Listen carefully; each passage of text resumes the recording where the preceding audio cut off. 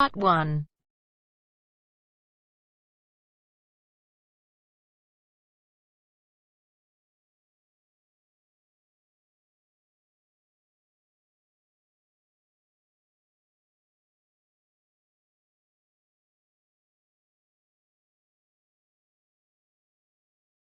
You will hear two students who have just returned to university after their summer vacation. Listen to Louise and Kerry talking about their vacation. First, look at questions 1 to 4.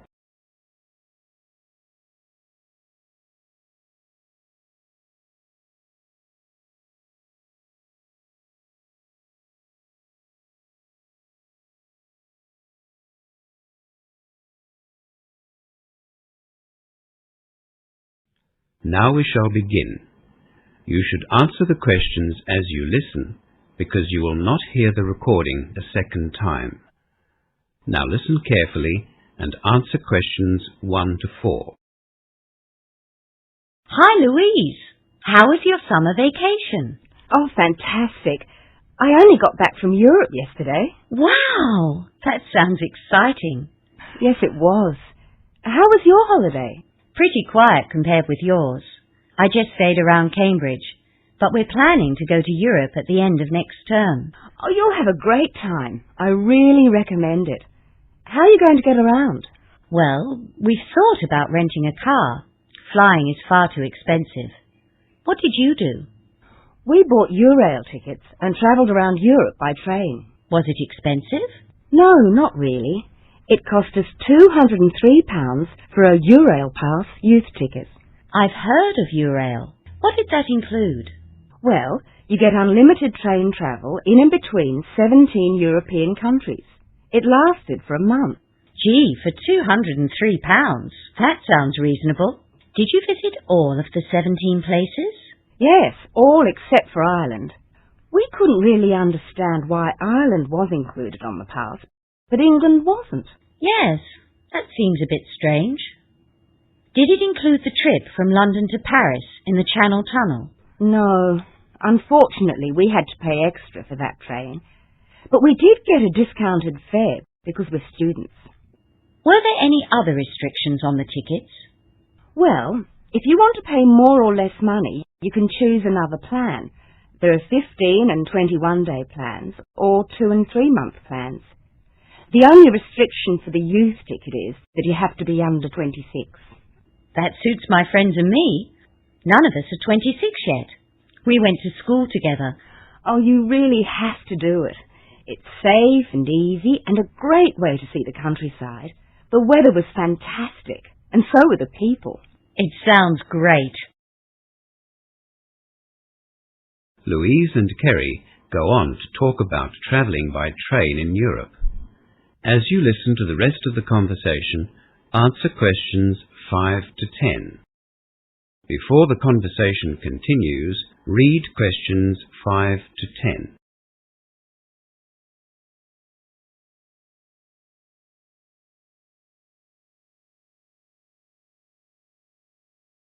What was the best part of your trip? The trains really gave us the freedom to plan our own holiday. We went to lots of places which were out of the way and met lots of local people. You know, small rural towns where trains are still an important form of transport. We'd like to meet the local people. Did you do that easily? Yes. The trains in Europe aren't like the commuter trains in London. People like to talk and have a chat on trains in Europe. That's nice. Yes. The train times were okay as well. Sometimes we had to get up early to catch the trains which were crossing into another country, but most of the time we were satisfied with the timetables. Very punctual. Should we take an alarm clock? Well, I would. Having an alarm clock made us sleep more comfortably. We knew that we'd wake up on time. And were the trains safe? Did you travel at night? Lots of students travelled at night because it saved having to pay for accommodation. I hadn't thought of that. Well, lots of others have thought of it. We preferred to stay in local pubs or student hostels because you could mix with the locals. The night trains were filled with British students. It sounds as if you had a very positive experience. Is there anything you'd recommend we take or do? Let me see. I can certainly tell you what not to take or do. Don't take much luggage. There just isn't very much room in the trains for big suitcases. A backpack or 2 small bags is better than 1 big bag. That way you can also get on and off the trains easily too. I'll remember that. My mother always says to pack 1 week before you go on vacation, and then take half of it out the night before you leave.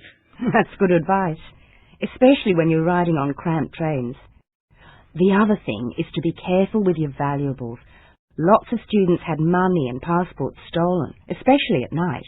Did you have anything stolen? No, but we met lots of people who did have things stolen. We all had money belts under our jackets. I'll have to buy one of those. Yes, you should. Or you can borrow mine if you like. Oh, thanks. That'd be good. The only other thing I'd advise you to do is to make sure you spend a reasonable amount of time in each country. We found that lots of students travelled too quickly, and they didn't have enough time to meet the locals and enjoy the food and the culture. How long do you think you need in each country? I can't say. It'll depend on who you meet and what you like to do. And, of course, the weather. It was so warm and sunny in some beachside places that we stayed for 4 or 5 days. In other towns, if it was very quiet or boring, we just stayed overnight. I guess that's what's great about the train. You can come and go as you please. Exactly. And it's cheaper and much more relaxing, not to mention safer. I don't think I could get used to driving on the right-hand side of the road. That is the end of part 1. You now have half a minute to check your answers.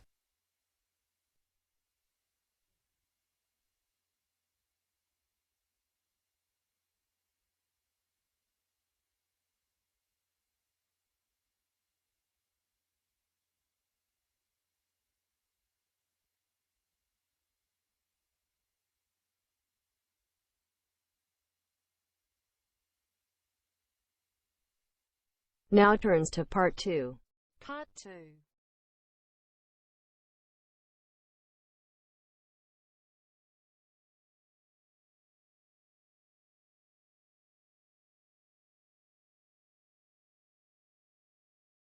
You will hear Diane Kelly, the admissions officer at Central City University, talking to a group of newly arrived international students.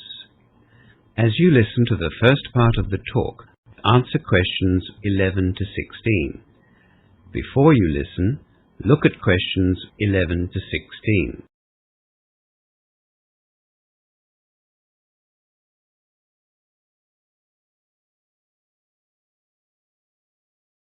For those of you I haven't met, my name is Diane Kelly, the International Admissions Officer at Central University.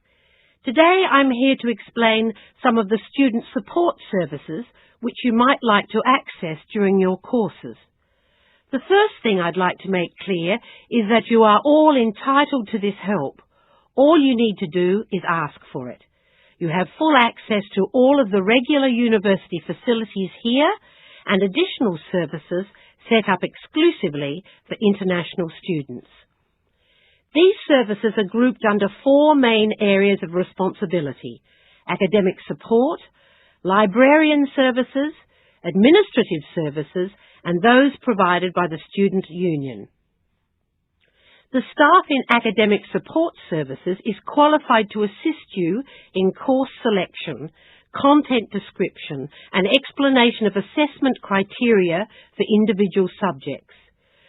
We also have an international student advisor who is there to help students from non-English speaking backgrounds. All of you have achieved the English requirements for entry to your particular courses, but it is possible at some stage that you will need language support. The international student advisor is there for that purpose. Be warned though, he is very busy at the end of semesters and he won't write your assignments for you.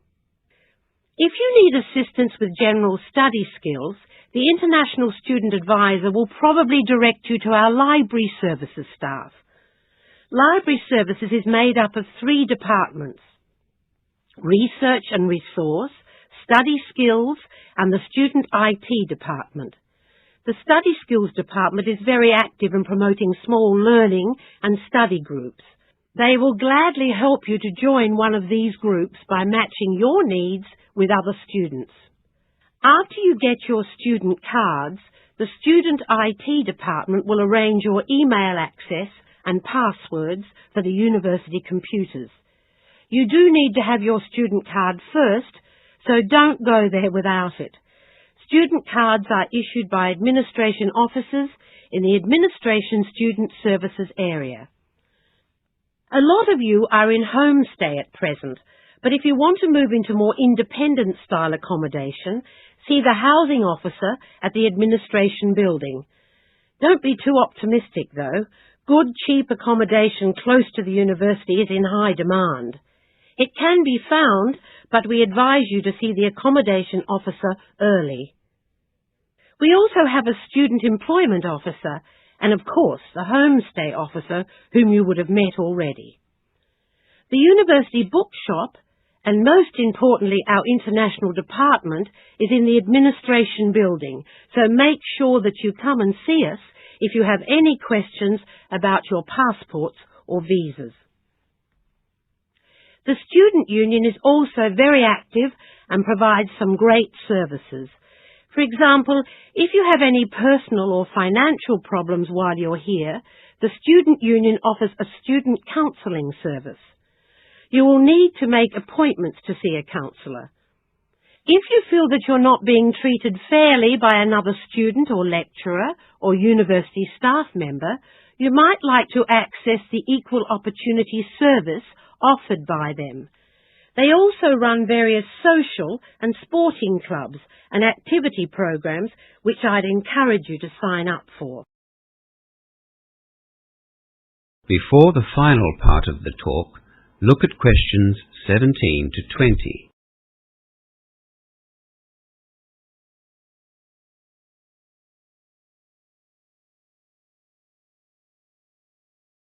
Now you will hear the rest of the talk. Answer questions 17 to 20. Obviously, you'll need to know where these services are. We're currently in the Grand Hall. Now, if you have a look on your campus map, the library services are of course in the library, which is over to my right, just between the outdoor sporting facilities and Hawkins Student Car Park. The Student Union building is also in that same direction, but it's in front of the car park. For those of you who will be travelling by bus, the university bus stop is just outside the library.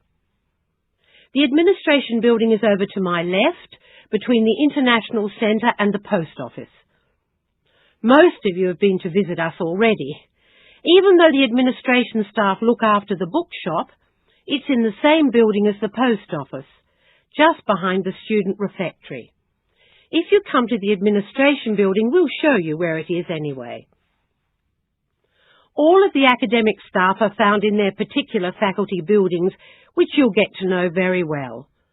The Career and International Student Advisors are in a small building behind the International Centre, in between the Engineering and the Arts block. It's really quite easy to find your way around the campus, and most staff and students are more than willing to give you directions. Now, we're just going to have a short break with some tea and biscuits at the back of the hall. So, if you'd like to stand up and come down.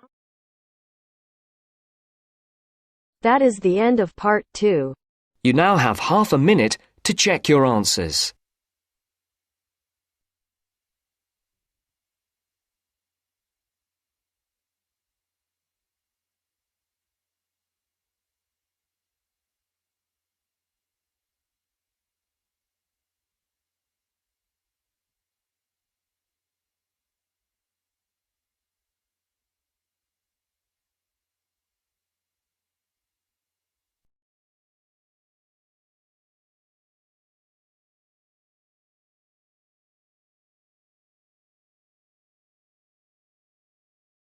Now turns to part 3. Part 3.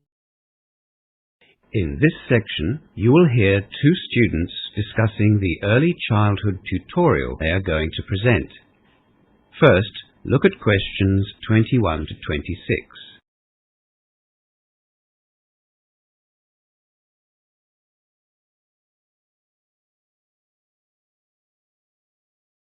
Now listen to the first part of the discussion and answer questions 21 to 26. I don't suppose you've come up with an idea for our tutorial presentation, have you? Well, as a matter of fact, I have. I thought we could talk about the obvious differences we see between the sexes as children grow up. Do you mean the differences we see between males and females as a result of the way they are brought up? No, I mean the differences that exist from birth. That sounds like a lot of work, Rose. Not really. Do you remember in our first early childhood lecture, we were given a list of differences which were observed in male and female babies and toddlers in the UK? I wasn't here for the first 2 weeks of the semester, remember? I had problems getting my passport. Oh, that's right. Well, it was really fascinating. A group of behavioural scientists in England selected 100 children to observe over a very long period, 20 or 25 years. They were brought up in families who treated girls and boys in the same way, no special treatment for either of the sexes. They observed their play and their reactions to various situations, set up little tests, I suppose. How old were the children? The first observations were carried out when the babies were only a few hours old. They concluded that girls were more sensitive to touch than boys at that early age. How did they end up with that conclusion? Well, the lecturer didn't go into detail. I think he just wanted to get our interest, whet our appetite. There were lots of tests and observations done from soon after birth, right through to their early 20s. I thought we could investigate some of the case studies and then present the results in the tutorial. Well, that's a good idea, Rose. It'll be interesting, but it will also give us the chance to collect information for our end-of-term assignment as well. It'll also be a good opportunity to check out the resources available in the library. I haven't had the chance to spend much time there yet. Have you? The last 4 weeks have just been so busy. And of course, I had to catch up on the 2 weeks that I missed. I haven't had the chance either. I've heard that the library research staff are really willing to help out. Well, we can find out if that's true or not. We'll need to make an appointment to see them. Apparently they're in high demand. We only have 2 weeks to prepare for this tutorial, so I think we should definitely start as soon as we can. Let's see the tutor this afternoon and tell him about our plan. If he agrees, we can get started on our research. Okay, I'll go and see the tutor. You can make a booking at the library. Rose goes to the tutor's office to discuss the topic for their tutorial. Before listening to the rest of the conversation, look at questions 27 to 30.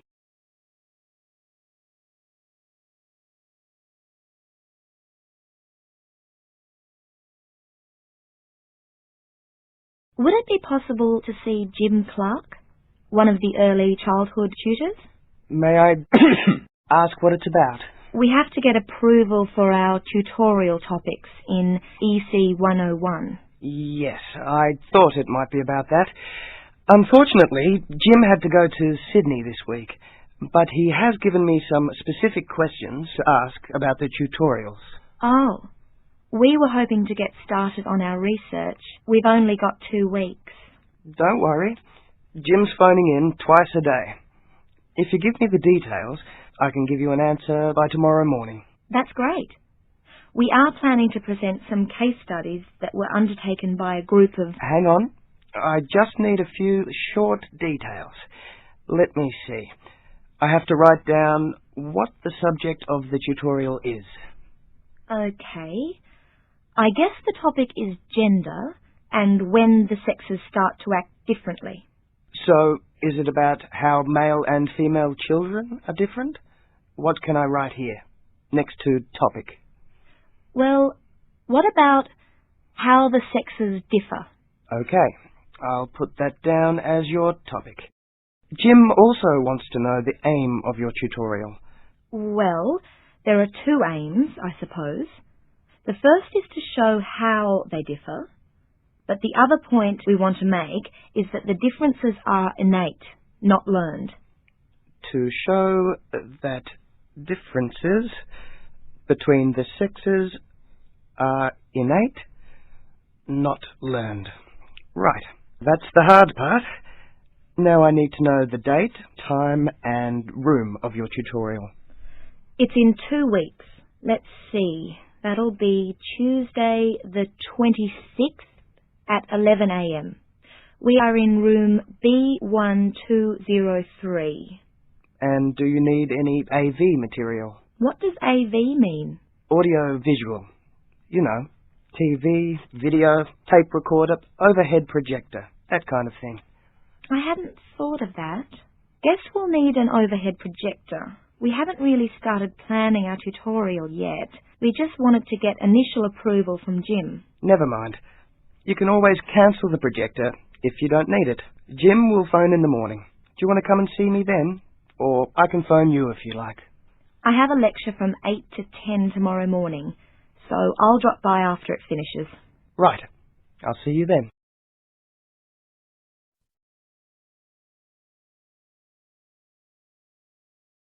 That is the end of part 3. You now have half a minute to check your answers.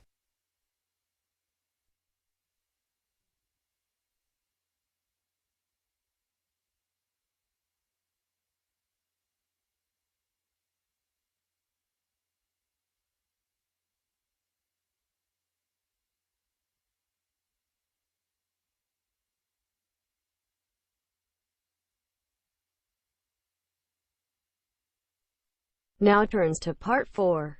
Part 4.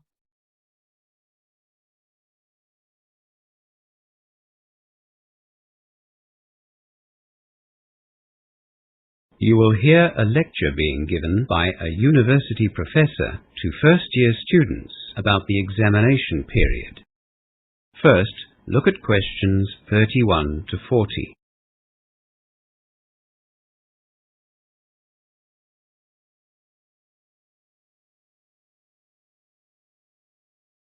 Now listen to the lecture and answer questions 31 to 40.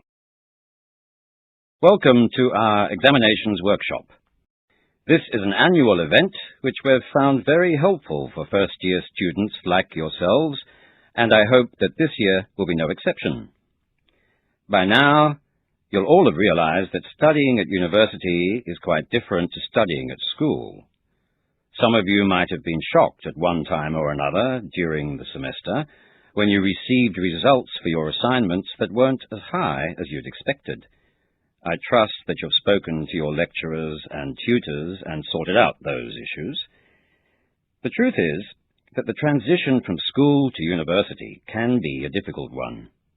The academic standards are higher, and of course there is considerably less supervision at university, and it's incumbent on the students to follow their own study regime.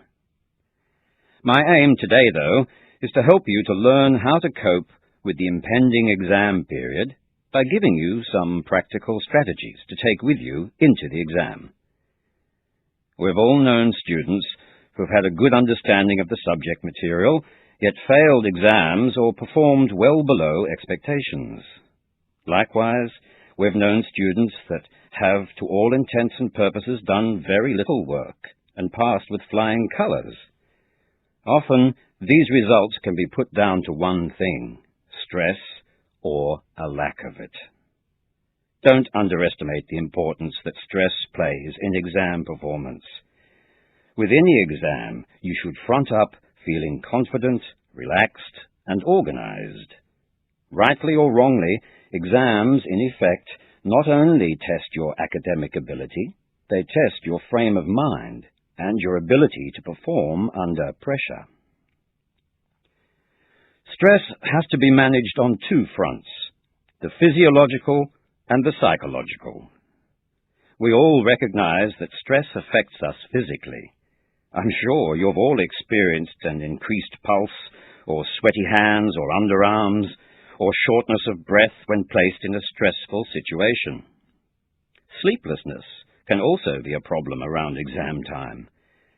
The most effective way to manage these physiological reactions is through controlled breathing, which we'll practice later.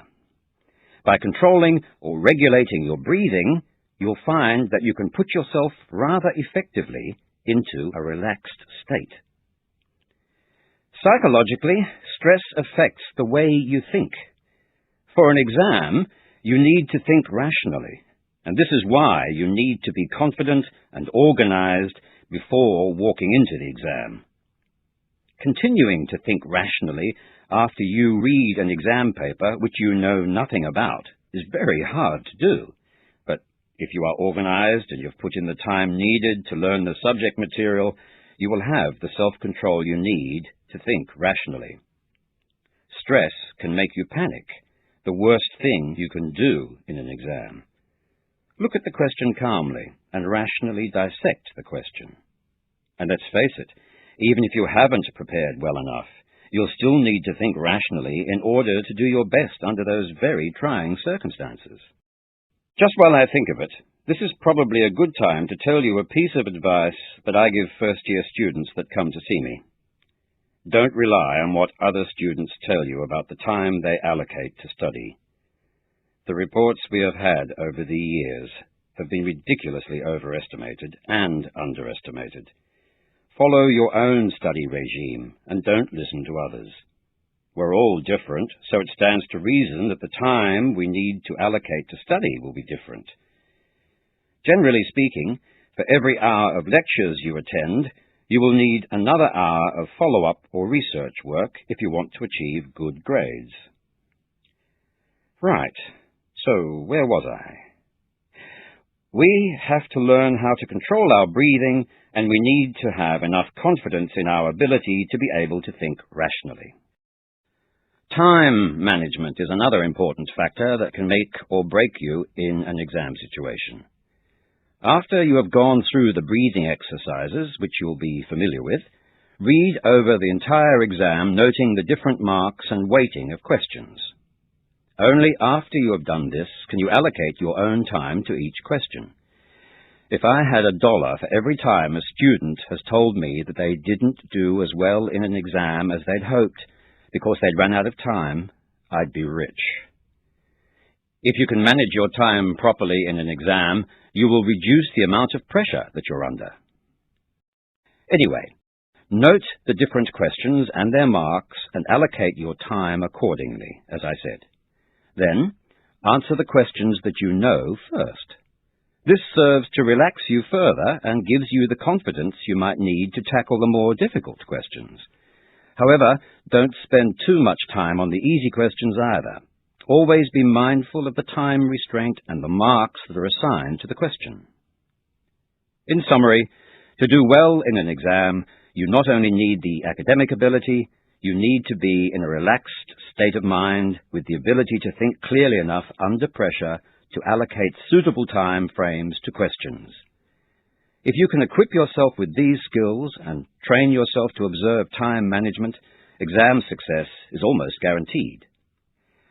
We'll be holding a study skills workshop next week in the Language and Learning Centre to deal with ways in which you can study effectively for exams.